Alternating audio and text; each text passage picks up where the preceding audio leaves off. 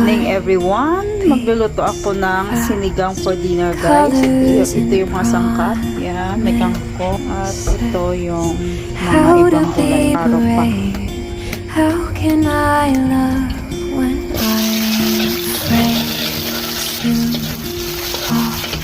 But watching you sail away, all of my doubt suddenly goes away.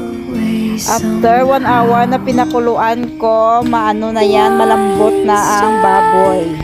Ito yung gusto ko sa sinigang kasi marami siyang gulay na mixed.